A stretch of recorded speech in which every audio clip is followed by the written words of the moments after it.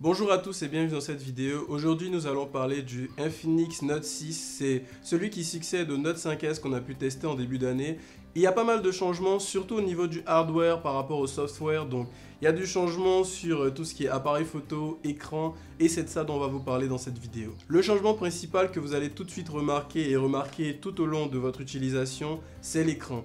C'est le premier smartphone Infinix de la gamme Note à avoir un écran AMOLED, donc il vient un peu annoncer un changement, un grand changement dans cette gamme-là. Dès que vous allez prendre votre téléphone, si vous le mettez, votre Note 5S par exemple, à côté, vous allez tout de suite remarquer la différence parce que les images sont plus contrastées, plus lumineuses, on a un écran de 1080p. L'écran OLED apporte de nouvelles fonctionnalités, comme le fait de garder l'écran tout le temps allumé. Donc l'écran va être allumé lorsque vous ne l'utilisez pas. Ça ne va pas vous faire dépenser de batterie puisque ce seront uniquement les pixels utilisés qui seront allumés.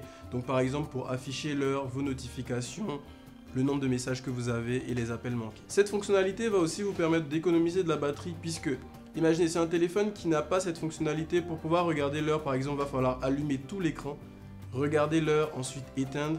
Alors que là, il suffit de jeter un coup d'œil sur votre téléphone, vous avez l'heure, vous n'avez pas besoin de particulièrement allumer l'écran à chaque fois. Comme autre principal changement, à l'arrière de l'appareil, on avait un seul capteur photo sur le Note 5S.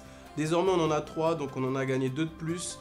Un 16 mégapixels, un 8 mégapixels et un 2 mégapixels. Les capteurs qui se rajoutent vont vous permettre de faire des photos en grand angle ou bien d'utiliser le mode portrait. Au niveau de l'appareil photo à l'arrière, ce que je vous donne comme conseil, c'est de toujours privilégier le capteur principal. Si vous voulez utiliser le capteur grand angle, assurez-vous que vous êtes dans de bonnes conditions de lumière. Sinon, utilisez le capteur principal et reculez. Au niveau de l'effet bokeh, lorsque je l'ai utilisé sur la caméra à l'avant et arrière, il y a eu très peu d'imperfections. Donc comme vous pouvez le voir sur les photos que je vous montre en ce moment, tout va bien, tout marche bien, vous pouvez vous faire votre propre avis, sinon pour moi, je les aime bien. Pour revenir à la photo, l'appareil photo, moi je le trouve excellent, surtout au niveau des selfies, lorsque les conditions de lumière elles sont bonnes, on peut faire de très beaux selfies.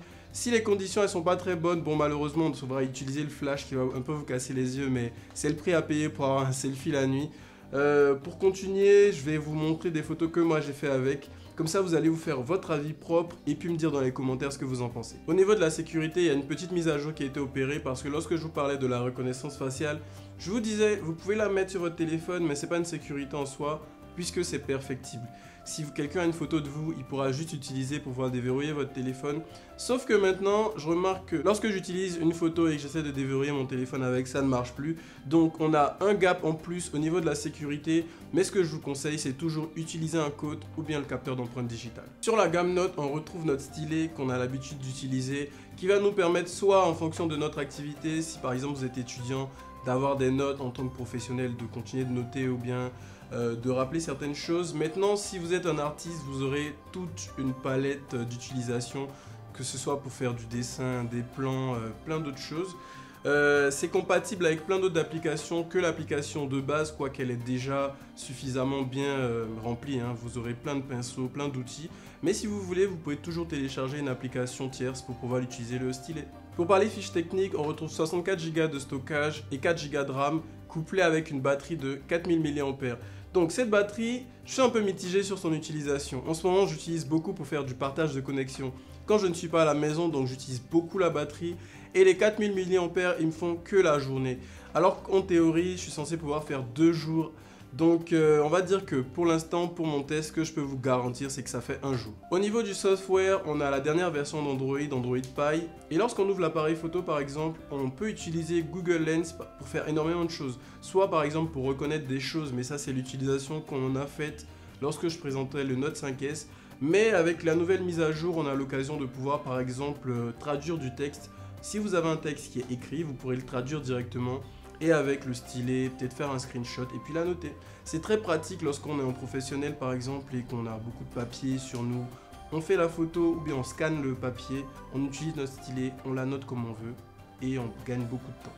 Quand vous avez fini d'écrire quelque chose et que par exemple vous voulez effacer, au lieu d'aller appuyer sur le bouton gomme au-dessus, il vous suffit de maintenir le bouton qui est sur le stylet, ça va switcher entre écrire et gommer. Pour terminer, à qui est-ce que je conseille ce téléphone? Les années dernières, lorsque je testais des téléphones Infinix de la gamme Note, je les conseillais principalement soit à des professionnels, soit à des artistes, mais je pense que les étudiants aussi peuvent l'acheter parce que moi quand j'étais étudiant j'avais vraiment du mal à prendre des notes manuscrites au papier, donc j'aimais bien ne pas le faire et prendre en photo ce que j'avais comme cours, donc vous pourrez toujours le faire avec. Donc vous avez qu'à utiliser l'appareil photo, utiliser Google Lens, vous scannez tout le papier et puis vous avez vos cours dans votre téléphone, ça peut être un supplément d'ailleurs, et puis si vous avez besoin de la noter, vous utilisez le stylet. Voilà, c'en est tout pour cette vidéo. N'hésitez pas à la liker, à partager la vidéo surtout, et puis à me donner votre avis sur tout ce que j'ai dit. Et puis à la prochaine pour une prochaine vidéo. Ciao!